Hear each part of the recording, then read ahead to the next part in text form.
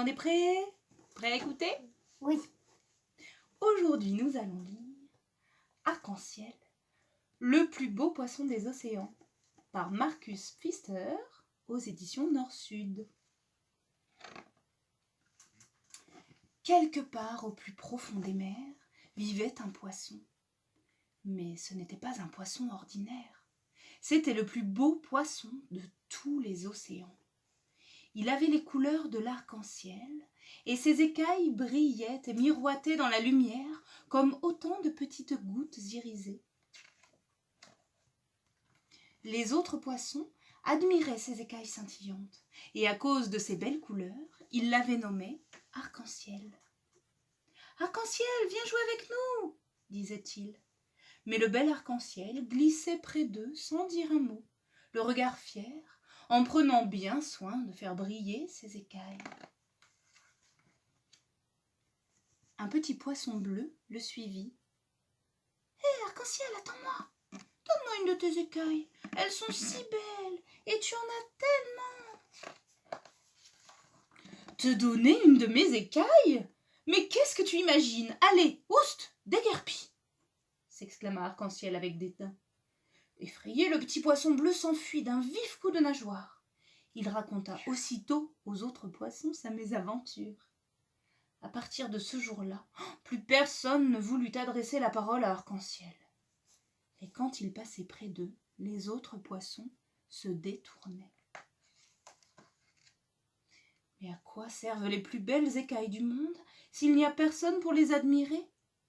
À présent, Arc-en-ciel n'était plus seulement le plus beau poisson des océans, c'était aussi le plus seul.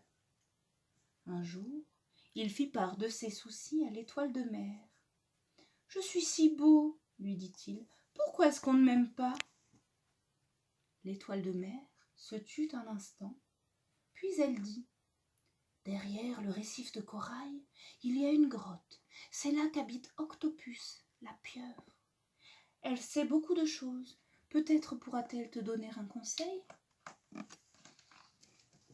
Arc-en-ciel ne tarda pas à trouver la grotte. Comme il y faisait sombre, on n'y voyait presque rien. Soudain, il vit briller 2 yeux dans l'obscurité. 3 bras s'avancèrent vers lui. « Je t'attendais, dit Octopus d'une voix grave.